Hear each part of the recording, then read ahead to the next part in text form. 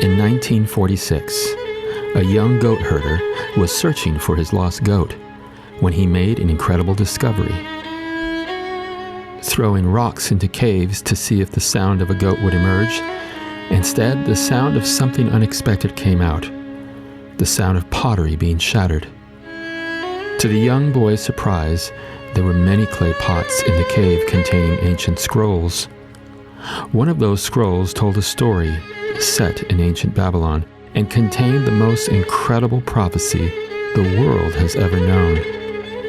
That prophecy actually came true.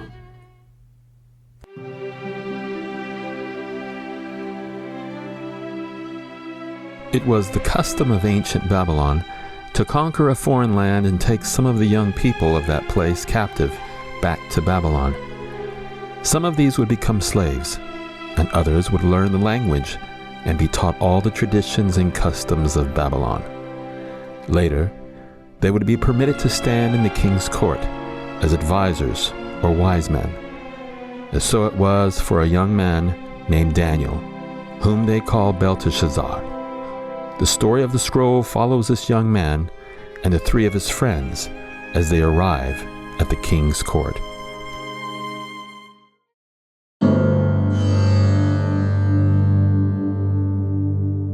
King Nebuchadnezzar graciously granted that they should eat from his table. However, upon seeing the food and wine that was offered, Daniel and his friends refused to defile themselves with what they understood to be unclean things, like food offered to idols.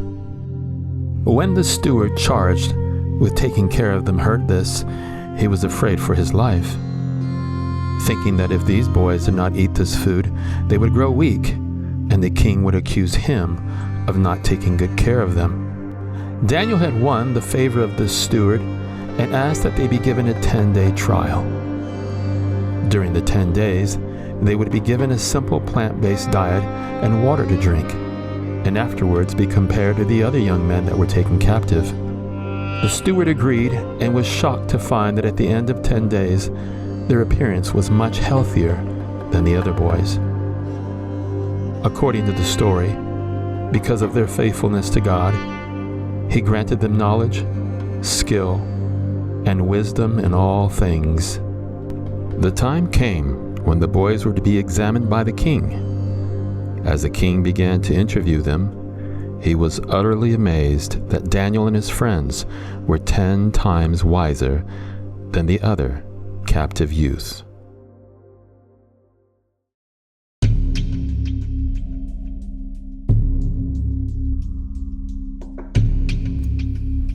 One night, as the king slept, he had a dream. He woke up troubled and yet unable to recall the dream.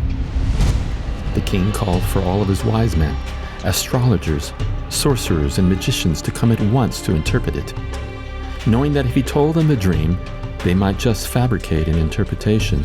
He commanded that they first tell him his dream and then explain its meaning. Having never previously asked to render a dream before its interpretation, they begged him to tell them the dream, and then they would explain its meaning. His decision was firm, and he declared that if they could not tell him his dream, then they were useless, and they and their families should be killed. The wise men declared that only the gods could reveal such a thing. With this reply, the king was furious and ordered the killing of all the wise men. Daniel and his friends were not present at the meeting, and when the guards came to his house, he asked why they were to be killed. After learning the story, he asked to be taken to the king. Arriving in King Nebuchadnezzar's court, he asked for time to pray and seek an answer from God. The king permitted this, and Daniel returned home, where he began praying with his friends. God heard his prayer, and in the middle of the night, he received a vision that explained the dream. What happened next can only be described as supernatural.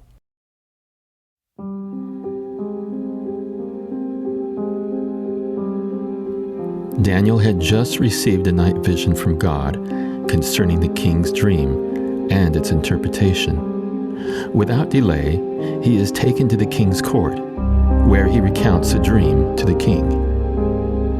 In the dream, there was a majestic statue of a man. It was made of various types of metal. The head of the statue was pure gold. The chest and arms were made of silver. The belly and thighs of bronze.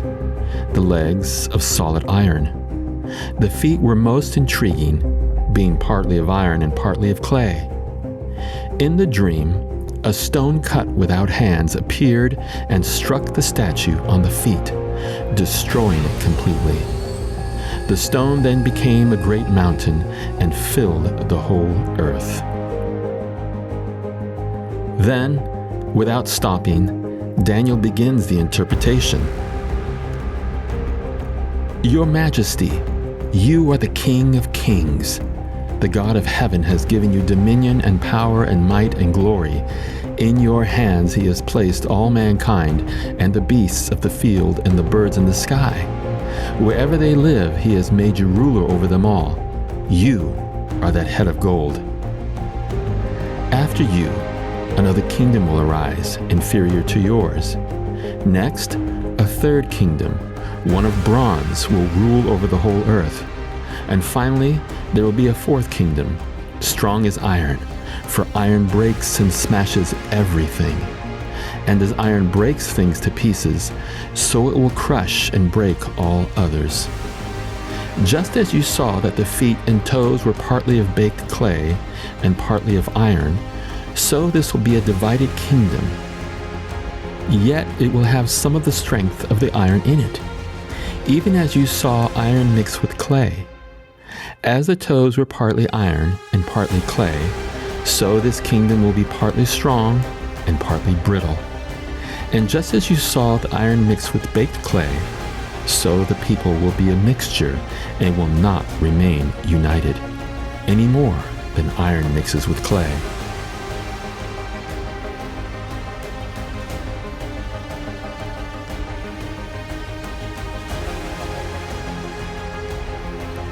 In the time of those kings, the God of heaven will set up a kingdom that will never be destroyed, nor will it be left to another people.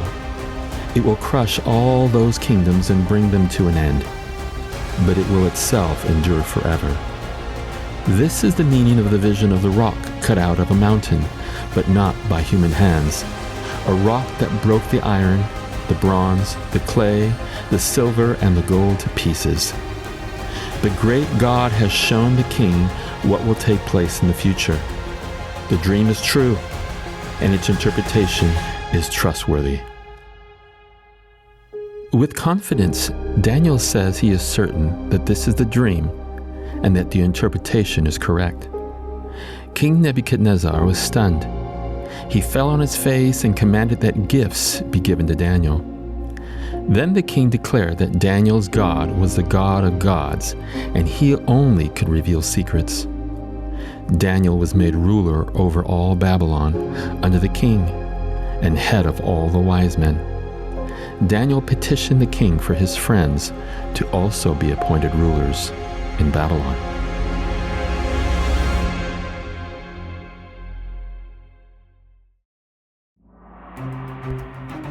What an incredible story of rags to riches. But how can we know it was true? Open a history book, and you will find that everything in the dream came true. After Babylon came the kingdom of Medo-Persia, represented by the silver chest and arms. Like the arms of the statue, this kingdom had two parts, the Medes and the Persians, who united and conquered Babylon in 539 BC. The Medo-Persians were conquered by the Greeks in 331 BC under Alexander the Great. The Greeks, who were represented by bronze in the king's dream, were famous for their use of bronze weaponry. Following Greece, Rome came in 168 BC. In the statue, Rome was represented by the iron legs. What are the chances that historicists would call Rome the Iron Monarchy?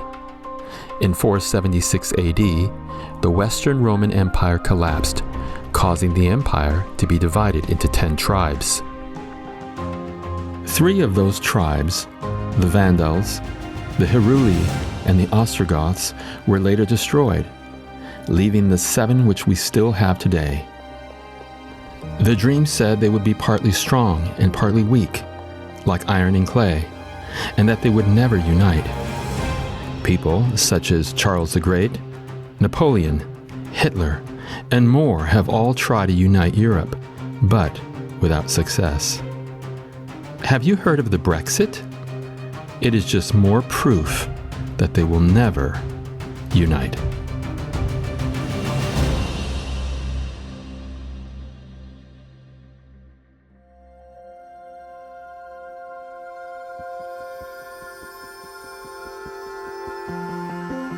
Here is the most incredible part of the story. The scrolls found by the young goat herder were analyzed by scientists and dated to have been written around 200 BC. These are also copies of originals that would have been much older. And although written in the time of Rome, the division of Europe into 10 parts and never coming together again has been accurate. Seeing that the prophecy is true, the only part of the dream left to be fulfilled would be the stone cut without hands, representing God's kingdom. Remember, it came during the era of divided Europe, which means we are living in the last days. Daniel's story continues and only gets more amazing. If you want to read it for yourself, it is easy to do as it is found in the Old Testament book of Daniel. Amazingly enough, in the 2,000-year-old scroll, the story is precisely the same as we find it in the book of Daniel today, indicating that the Bible has never been changed. Friends, God alone knows the future and has told us beforehand what will happen. Why? Because He loves us and wants us to be ready for His kingdom. How can you get ready? How can you make sure you will be part of the everlasting kingdom? Just as God revealed to Daniel the things that would take place, He also revealed how to prepare for His kingdom. It's all in the Bible. It's time to read it for yourself.